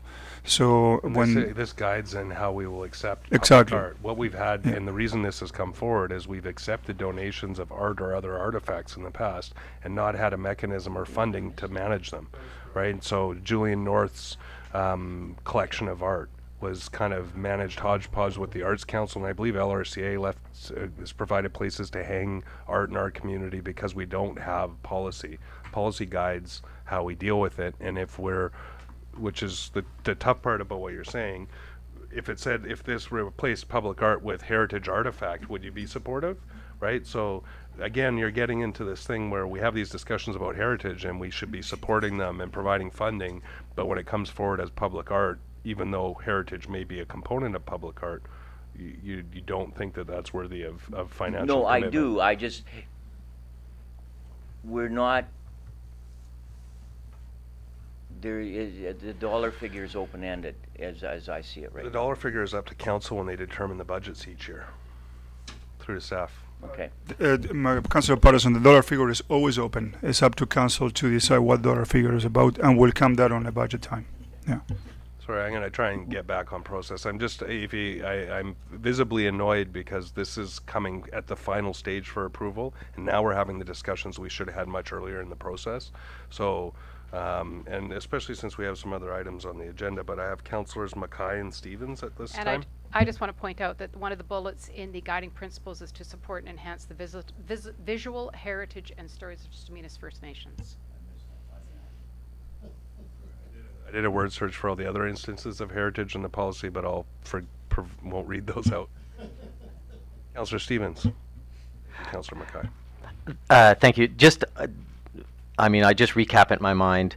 in the art strategy. I see this as kind of the nuts and bolts that's come out of the art strategy, and there was certainly an element of art and the role it plays in economic development, in the economic development strategy. So we're not locked into any dollar figure here, but I think we have a really good framework, and the future considerations are a reserve or a capital projects percentage in the future, but that's completely within our control when we're at this table, and within the control of future councils when they're at this table. But I don't think at this stage we should be second guessing all the work that's been done through 2 major reports and exercises. And I just want to say I'm really happy. I mean, this is a box in the strategic plan to check. We asked for this. We got it. We should pass it. Thank you. Thank you. I'm guessing Councillor Mackay, you want to get on the speaker list? You're ready to go. Councillor Mackay. I just wanted, I'm on your side on this one. I think we need to pass this. A lot of our staff have invested a huge amount of time and effort into this. We paid for a study to be done to get it generated. Here it is. It's in front of us. We need to get on with it. Let's pass this thing. Thank you. Has this been moved and seconded? Yes, it has. Is there any further discussion? Seeing none, all those in favor? Opposed? None opposed. Motion carries. Thank you very much. Ultraviolet Pilot Civil Connection Award, and the resolution recommendation is the council waive the town's purchasing policy and direct award the works associated with the construction or the connection of the ultraviolet pilot project for the wastewater treatment plant to David Stockner Excavating on a time basis. Somebody's got a cramp. We can run on without you, Mr. Ferrero, if you need to take a step out. I just want to see him go down. Sorry, that was moved by Councillor Patterson, seconded by Councillor Mackay. Discussion. Let's really grill Jeff while the boss is out of the room. Seeing no hands. What's that? Sorry. Oh, budget amount, Mr. Goodall. So the entire, including time and materials, is estimated at 75 to 100,000. We haven't got a firm budget yet. And I would assume that it would be about 50-50 in materials and 50-50 in time. The materials are the ultraviolet products, or this is just the connection? These are all the connections. Okay. So thank you. Yeah. Follow up? Well, why wasn't this in the original budget plan? This was brought forward to council some time ago. Yeah, so it is like the dollars are in the budget. Yeah. It was just that we, the consultant thought that the town was going to do this work, and we thought that it was a relatively easy overland kind of connection because it's just a temporary plant. But when we got the design to do it, it's quite an extravagant connection requiring a deep, like a 8 or 10 foot excavation, a retaining wall, a big flat area. It's work that we're not capable of doing. We don't have an excavator. Thank you. Any further discussion? Seeing none, Councillor Johnson. I'm voting against it just on the principle of I don't like waiving tenders. And I would, and I appreciate that. And I know other members of council have asked staff. In this case, there's very rare circumstances where it's appropriate based on timeliness and urgency, and the need to get something done as part of our liquid waste management plan. And I think that that's come forward in this context. No further discussion. I'll call the question. All those in favor? Opposed? None. Councillor Johnson opposed. Motion carries. Item 9.4, encroachment agreement for 427A Davis Road, and the recommended resolution is that council direct staff to enter into an encroachment agreement for the construction of a retaining wall fronting 472A Davis Road. Moved by Councillor Virtanen, seconded by Councillor Patterson. Any discussion? Councillor Patterson. Just, I guess, through to staff. It says that they want to, or the owner wishes to replace it with a 3-foot high concrete block retaining wall, which is fine to me. Do we know if it's the small block or is it the big 4-foot by? So the drawing I got now was a little rough, but I believe it's the small block. Like I think it's like an Allen block wall. Okay. So that would be more eye appealing than big. Yes, the big drop in the big concrete. Yeah, it looks like a German bunker. Yeah. Okay.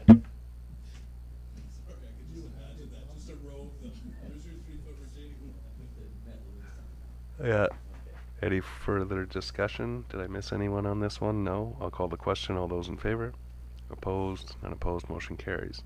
9.5 Stocking Dam Flood Risk Assessment. And the council this was the late addition, just for council's recollection. The council directs staff to apply to the UBCM Community Emergency Preparedness Fund Flood Risk Assessment, Flood Mapping, and Flood Mitigation Planning Funding Stream. It's a long one, for up to $150,000, and confirm its willingness to provide overall grant management.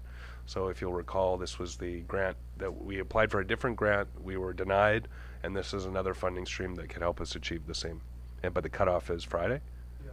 Thank you. It's been moved by Councillor Patterson, seconded by Councillor Johnson. Discussion, Councillor Stevens. Thank you. So would this grant allow us to do some of the work that we were going to do with the original grant, or would it be more sort of used for research development to make a stronger case for applying for larger money? To Mr. Goodall. So we had a discussion today with the grant funder just to figure out why we weren't successful in the one we had applied for, and the main reason was that our project wasn't shovel ready. So this, applying into this stream, which is a different stream, will get us close to a shovel-ready project. So it's really just the feasibility study and preliminary design. Any further discussion? It's been moved and seconded. All those in favor? Opposed? None opposed. Motion carries. Moving on to new business. Item 10.1, 2020 conference attendance. And the first item is a resolution that council determine which members of the Association of Vancouver Island and Coastal Communities Annual Convention April 17th to 19th, 2020 in Nanaimo who would like to go. Is there anyone who would like to go, or who would not like to go, or can't go? Councillor Mackay would like to go. It's a Wednesday to Saturday. 17th to 19th, I believe it's. Yeah, I think AVICC is on the weekend. UBCM and FCM are during the week usually. I've been to a couple of those. I was feeling the same thing. I would take the space if there is one. So I just want to ask staff, this might be a finance question. Oh, did we lose her? Usually, and I had asked a question about budget because of me as CVRD chair, but when we're not having to buy hotels for AVICC or pay that kind of travel, is the cost going to be lower for AVICC? Like, would there be enough room in the budget for an additional council member to go? It may not be. I guess before I even ask, I should ask, put your hand up who would like to go. The mayor and 4 councillors can go, but put your hand up if you would like to go. You might be out of town, so you probably can't go. If we got the funds, but it's not a biggie. Okay, so duck's an optional, but we have 4 councillors and the mayor who are committed.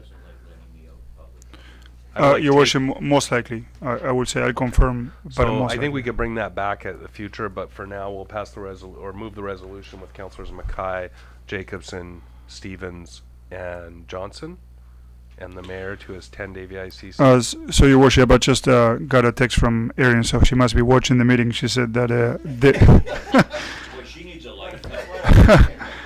that the location has been factored already into the car. So Darn it, I had a feeling. And to respond to Councilman Patterson is from Friday to Monday. Yeah, so it is the weekend. Yeah. All of a sudden nobody wants to go. So we have the 4. Do we have a mover and seconder for that for now? Councillor Patterson and Stevens. Any further discussion on that? Seeing none, all those in favor? Opposed? None opposed. Motion carries. We'll try and find a way to sneak you in, Duck. When you've been around as long as you have, they'll probably just open the door for you. Oh, this way, Mr. Patterson. Especially if you're wearing that shirt.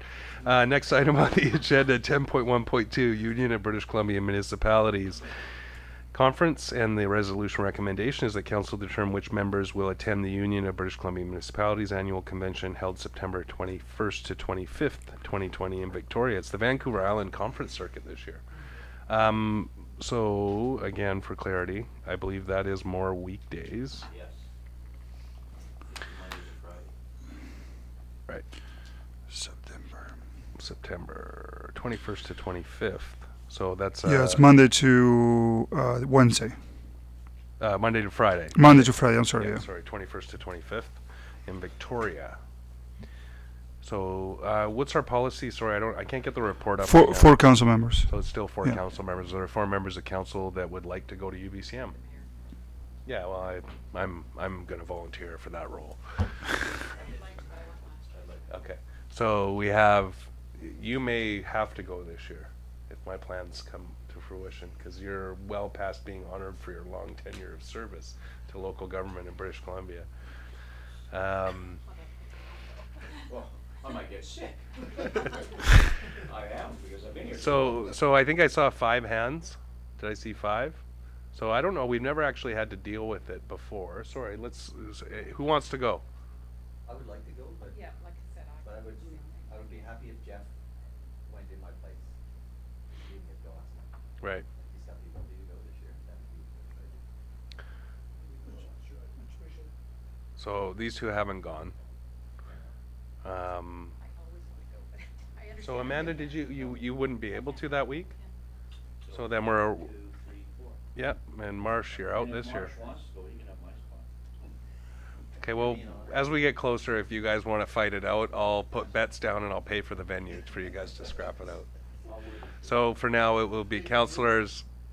Yeah, we might get 5 or 10 cents out of that pay-per-view. Councillors Vertanen, Johnson, Stevens, and Mackay for UVCM. If someone will move and we'll get that moved and seconded. Councillors Stevens and Mackay. Any further discussion? Seeing none, all those in favor? Opposed? None opposed. Motion carries. Attendance at Federation of Canadian Municipalities Conference. And so here's a bit of wrinkle that I want to introduce. Some time ago, Councillor Mackay expressed desire to go to FCM. I didn't go last year for 2 reasons. One was we were a new council. I honestly thought leading up to an election, and it proved to be true, you're not really getting much lobbying value there because they're going into election mode. And really, I think it was before September, they cut off all funding announcements. We weren't getting any money out of that federal government. Now we have a new federal government. So it's absolutely critical to forge relationships with the new ministers. So now we've gone through Mr. Sohi, Mr. Philippe Champagne, and we now have a new infrastructure minister, which is a really important partner in moving our waterfront plans forward and other infrastructure things like the reservoir capacity increases. So it's absolutely critical in my mind. I understand, and you may get a text message if I'm wrong, but we have budgeted for myself to attend FCM this year. But here's the bonus. As chair of the regional district, because I was elected this year, the CVRD will pay half of my expenses to attend AVICC, UBCM, and FCM this year. So what that does is frees up approximately just short of $4,000 in our council conference budget for 2020. And because Councillor Mackay had made the request, I would support Councillor Mackay also being able to attend FCM. The other thing, and this is a resolution I'll make after we have this discussion, I think that it's important that a member of council, first of all, it sucks being there by myself, and there are other municipalities and I know a lot of people there, so it's fine, but being able to collaborate with a partner on council when you're lobbying and working with people, when I go sit with Transport Canada about derelict boats or ships in the harbor, it's nice to have a compatriot there because it creates a better dynamic. I've been fortunate in the past to have other mayors come into meetings with me and support our story, but if it's a member of our council, I think it's much more functional. So after we did make this decision, I will also bring forward a motion to have staff bring back a report on the financial implications of having the mayor and a member of council attend FCM. That doesn't mean that everybody during a term will get an opportunity, but that would allow at least 4 councillors. With the way schedules work, it might just work out that those are the people that would like to attend FCM. But what we have on the table right now is that council approved Mayor Stone's attendance Federation of Canadian Municipalities 2020, held June 4th to 7th, 2020 in Toronto, Ontario at an estimated cost of $4,000. And as a second just add it. So that council approved Mayor Stone and Councillor Mackay's attendance at the Federation of Canadian Municipalities 2020 convention to be held June 4th to 7th, 2020 in Toronto, Ontario at an estimated cost of $8,000. So if someone would move or second that question. Yep.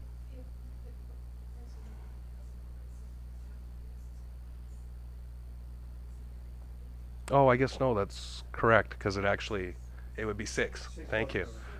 At least we have one math genius in here. Thank you, Councillor Jacobson. Sorry, so I haven't taken a mover and seconder, so $6,000 And that's been moved by Councillor Patterson, seconded by Councillor Stevens. All those in favor? Opposed? None opposed? Thank you for clearing that up. And I would like to make a motion to direct staff to provide a report to council before budget discussions for 2021 on the implications of one member of council and the mayor attending FCM annually for the town of Ladysmith. Moved by Councillor Vertanen, seconded by Councillor Stevens. Any discussion on that? Seeing none, all those in favor? Opposed? None opposed, motion carries. Woody debris workshop, item 10.1.4, and the recommendation is council authorize Councillor Johnson to attend the woody debris workshop in Duncan on Tuesday, January 28, 2020, and provide reimbursement for related travel expenses. Moved by Councillor Stevens, seconded by Councillor Vertanen. Any discussion? Seeing none, all those in favor? Opposed? None opposed, motion carries. And you forwarded that email to all of council, or just me? Okay, well, I think the attachment's there that talks about what it is, and we can forward the email around. I think it's an interesting opportunity, especially for the amount of woody debris we have around here. All right, so we had additional items added to the agenda. I have them written down, if I didn't get my pages all mixed up. So item 10.2 was the discussion of the Heritage meeting, and I guess we would open that up to the floor. I'll start with Councillor Stevens. Heritage planning meeting for Heritage Week, the last week of February? 14th to 21st of February. Yes. Yeah, because we love Heritage in Ladysmith. It starts on So, Valentine's Day. Councillor Johnson, Councillor Mackay, and myself attended the planning session. I guess it was about a week ago, coming up. And one of the things that sort of came out, there was town staff there. There was, I think, a lot of good planning went on, an ambitious agenda that I didn't think they would get through, but they did. One of the things that came out of it, and Councillor Mackay and I spoke about this, was town staff had offered the use of town tents, and it was also brought up during the time that maybe we should showcase the Arts and Heritage Hub a bit. So having the display boards there, and maybe if council is willing to do shifts during the day, I think it's 11 till 4 on the 22nd, could be there in a tent chatting up folks, telling them about the plan. It's the public display boards that we used. I've used them I don't know how many times when I've had meetings. Yeah, around the hub. So around the Arts and and Heritage Hub, board panels we yeah. have. Sure. So I just want to add into that. We also talked about the possibility of having actually the waterfront plan down there as well, and speaking to the whole project. And it would just be, it wouldn't be a formal presentation or anything like that. It would be council driven. The opportunity for people to come and speak with councillors, but also to promote this notion. And this was their idea. This was the Heritage folks' idea, was to get us talking about the Arts and Heritage Hub to start with, but then added in the whole plan. So I thought it was a good idea. I swear I can feel the risk-averse antennas pop up on staff. Don't worry, we won't say anything that's not included in the plan. I swear. We won't promise anything. Can't promise anything you like, Your Worship. At the end of the day, it's all about time and resources. Thank you. Yeah. Councillor Johnson. The theme for Heritage Week is the past into the future. And this is why this is a perfect transition, because we're dealing with the past down there and the future. So I think it's great. The other thing we touched on was the question of the metal collage, the idea of trying to get the collage cleaned up and the new pictures on in time for Heritage Week, and maybe a photo opportunity for the mayor for the unveiling of it. Thank you. And I think we had already provided funding quite some time ago, a year ago, to the Historical Society to complete that work. To do that. So. The Historical Society said they got funding, but the funding for the actual pictures and the mounting, they haven't seen. There was money that was put in that went towards the staffing of the museum, but it needs to be clarified. No, they had a specific, sorry. It needs to be clarified. So I would direct them to follow up with staff, because we've provided, I think it was $3,000 in funding specifically for that work, and it was agreed to by council a year ago now. So I'll check, Your Worship. Thank you. But I think you're correct. Yeah. Thank you. All right. Okay, we'll follow it up.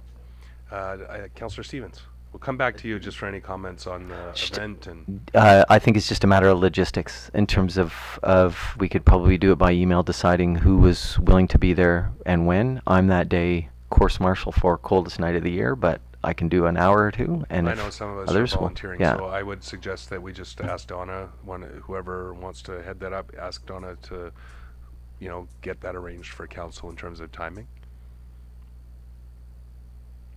Okay, Councillor Mackay? There was also some conversation around funding as well. If we remember, there was question on the fact that the funding through the Heritage Commission had ended, and they felt that that was the money that had historically been put towards the Heritage Week preparations and so on. So I think Julie was going to come back and have a conversation with staff around was there any funding available to the event. Through to staff, but I'm not expecting an answer on that now. You can follow up with the other members of staff, but if you have a comment, this would be the time. Council, thank you, Your Worship. Council passed a resolution in May of last year, I believe, or April, directing that the $1,500 that was in the budget for Heritage Week promotion go to the Historical Society annually. So they received some last year, and they will be receiving some this year, but they are also required under the service agreement to make a presentation to council, and I believe the funds come after that, and certainly after the budget is adopted. So it is an ongoing $1,500 annually. Thank you. Any further discussion on that? Seeing none, we'll move on. Next item was disposal of the trolley. Councillor Johnson. When we say disposal, we mean high value for our municipality, but thank you. In discussions, it's come to my attention the trolley is no longer serviceable by the town because of the condition and etc. So it was approached by one of the community organizations about making it available to purchase at a reasonable price to one of the service organizations, Rotary, Kinsman Lions, or the Historical Society or something like this, so that it can stay within the town and be of a value to the town. For example, the Historical Society have volunteers that are more than willing to work on it and bring it up to grade, etc.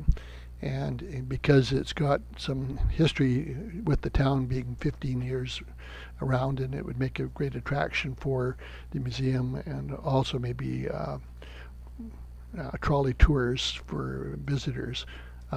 They were interested in it, but they would like to know more information as to what the town's plans are for its disposal.